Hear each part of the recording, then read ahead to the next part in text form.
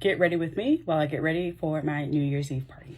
So I was a kid that was so excited for the new year every year. I always thought that it was something super special. And I was just always just like really excited about it because everybody's always like, what is your New Year's resolution? What is your New Year's resolution? Obviously, being a child, you don't really know what that means, but I just knew that it was just like to set like a goal that I wanted. And I always just remember being a kid. And when I was a kid, I just always wanted to be happy. That was the biggest thing because I felt like as a child, I was always so sad all of the time. So I just wanted to be happy. So I remember one year, my mother asked me, what my New Year's resolution was. I was like, I don't know, Mommy. I just feel like I really, truly, and honestly, I just want to be happy. I just want to be happy in the new year. To my surprise, because I was genuinely shocked, I had no idea where this frustration or attitude came from. My mother literally had an attitude, why aren't you happy? You should be happy. And on top of it, she was like, that's the dumbest idea I've ever heard for a New Year's resolution because you literally should be always be happy. You have no reason to not be happy. You've got a roof over your head.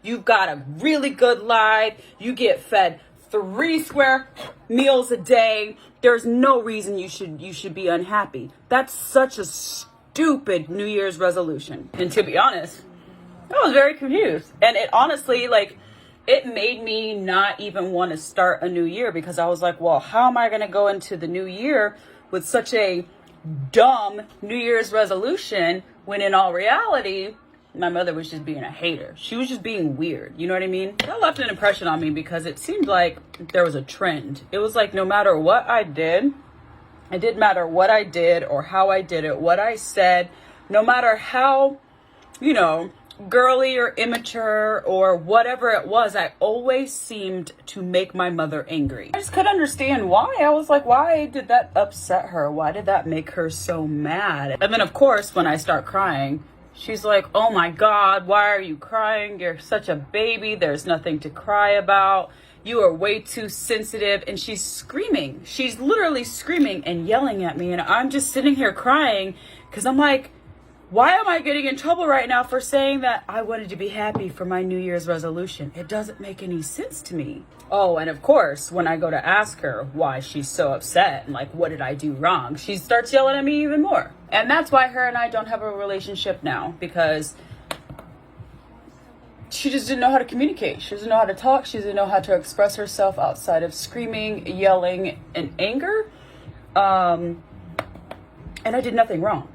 I was a child on top of that, but I did nothing wrong. She didn't inquire why I felt like I wanted to be happy. She didn't inquire on why I felt like, something was wrong, why I felt like what did I need to discuss? What was going on? What should we talk about?